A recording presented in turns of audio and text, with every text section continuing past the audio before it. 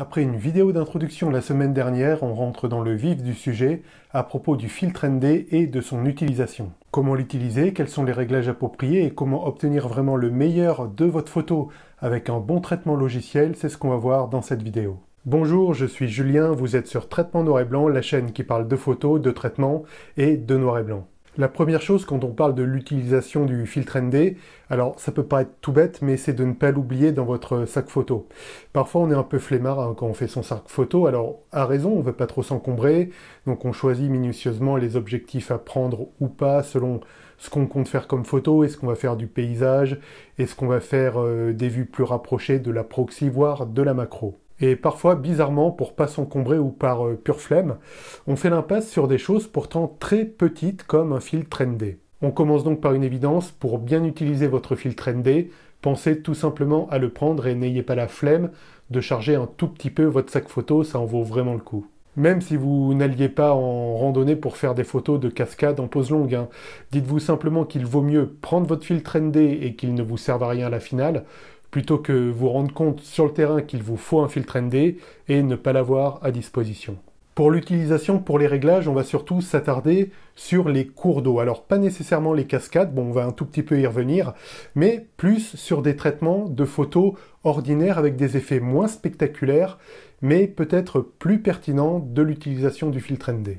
Je vais un peu faire l'impasse sur d'autres usages du filtre ND, notamment en photo, ça peut être pour, vous savez, des photos avec un monument qui est fixe et les touristes qui passent autour comme des filets, presque des spectres.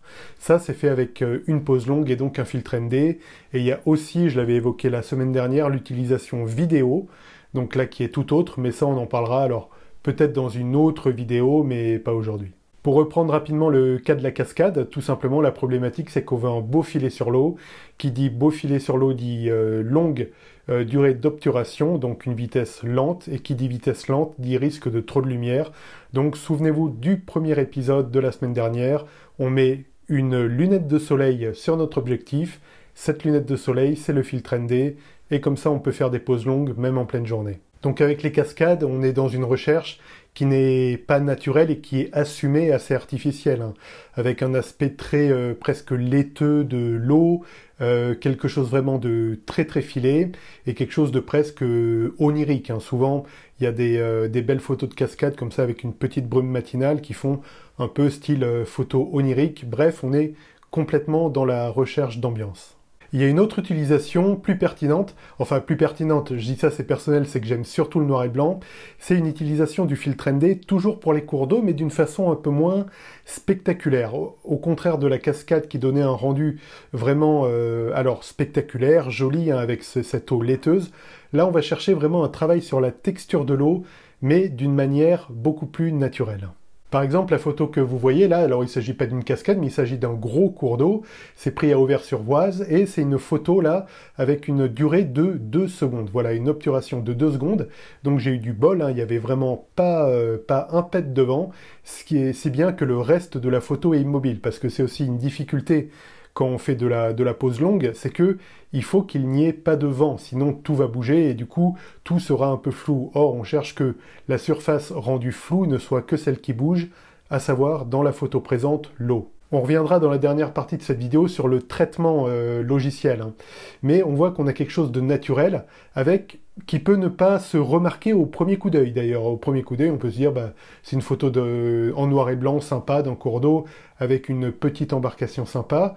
L'idée est donc d'avoir un effet spécial, entre guillemets, qui se fond vraiment dans le décor et qui sert la photo plus qu'il n'est un objet en lui-même de la photo. C'est un peu la démarche inverse de la cascade où l'effet est plus spectaculaire et où ce qui est spectaculaire et le sujet, c'est vraiment l'eau qui est rendue laiteuse par cette pose longue en plein jour.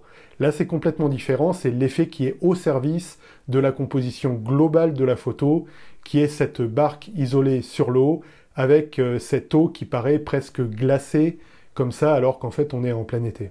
Dans la pratique, c'est très simple, si vous utilisez un réflexe, il suffit de visser le filtre ND sur l'objectif de votre réflexe. On avait vu dans la première vidéo, quand vous vous procurez votre filtre ND, soyez bien attentif que le diamètre soit compatible avec votre objectif. Et ensuite, pour un appareil réflexe, il est beaucoup plus commode de viser en live view au dos de l'appareil. Parce que si on vise dans le viseur, dans l'œilleton, en fait, on aura, tout simplement, ce sera très sombre. Surtout si vous avez besoin vraiment de mettre un effet opacifiant très fort parce qu'il y a beaucoup de lumière, vous y verrez presque rien dans l'œilleton. Alors que sur le Live View, vous verrez, comme son nom l'indique, une vue directe. Au niveau matériel, c'est pas compliqué, il vous faut évidemment votre filtre ND. Comme on avait vu dans la première vidéo, donc j'avais présenté les deux, qui peut être variable ou qui peut être fixe. Dans ce cas-là, en général, vous avez un jeu de 6, 7 ou 8 filtres différents de valeurs fixes. Et il vous faut évidemment un trépied. Le but étant de faire de la pose longue. À titre personnel, je n'ai pas de déclencheur à distance, mais il faut savoir que ça peut être utile. Parce que quand vous prenez une photo en pose longue, donc vous appuyez sur l'appareil, alors certes, il est très stable sur trépied, mais il y a quand même le micro-mouvement quand vous avez appuyé sur l'appareil. D'où le déclencheur à distance pour ne pas faire trembler l'ensemble.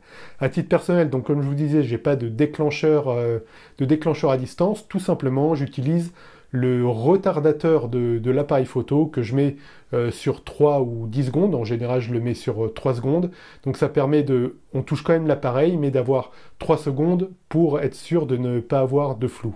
Ça y est, vous avez pris une superbe photo en pose longue, maintenant vient le temps du traitement sur votre ordinateur. Alors, peut-être vous découvrez par cette chaîne, ou que sais-je, le traitement, et vous n'avez pas encore de logiciel de traitement. Il y en a plusieurs qui existent. À titre personnel, j'utilise Luminar, qui a l'avantage d'être très complet, et qui a l'avantage d'avoir à la fois des fonctions très avancées qui permettent de bien personnaliser la photo, et des automatismes assez puissants, quand on est un peu plus pressé et qu'on a énormément de photos à traiter. J'avais fait une vidéo sur une vidéo courte de présentation de Luminar.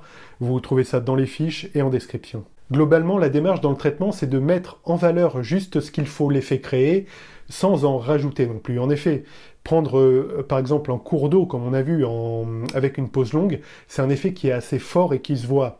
Du coup, il faut que votre traitement photo, et on va voir comment le mettre bien en valeur, mais il ne faut pas non plus en rajouter de peur d'être complètement grotesque. Si vous en rajoutez trop, vous faites ce qu'on appelle un pléonasme, c'est-à-dire, imaginez dans un texte que vous écrivez, vous voulez attirer l'œil de la personne qui lit. Alors déjà, il y a le texte lui-même, qui est déjà fort en principe, mais vous allez mettre ce texte en gras.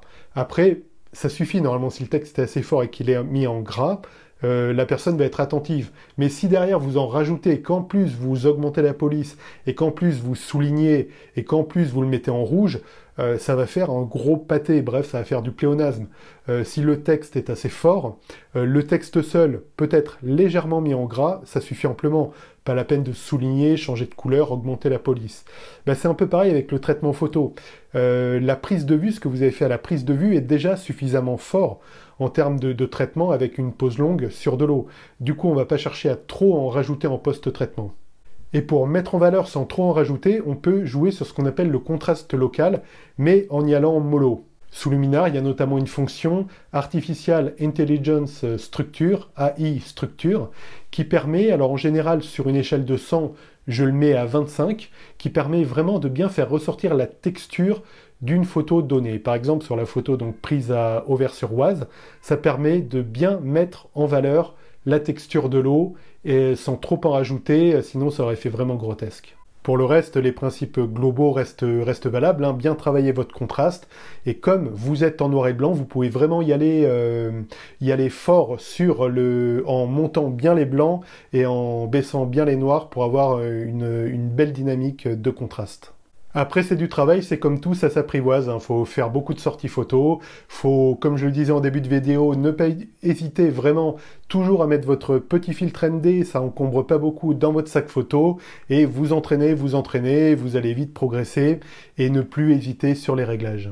Merci d'avoir regardé cette vidéo, n'hésitez pas à vous abonner. Il y a une vidéo qui sort tous les vendredis et parfois en plus, comme ça dans la semaine, des vidéos de sorties photo. N'hésitez pas aussi à aller faire un tour en description, il y a tous les liens dont on a parlé dans la vidéo et il y a aussi un lien vers mon site Vexin Photographie et notamment vers l'article qui a inspiré cette vidéo.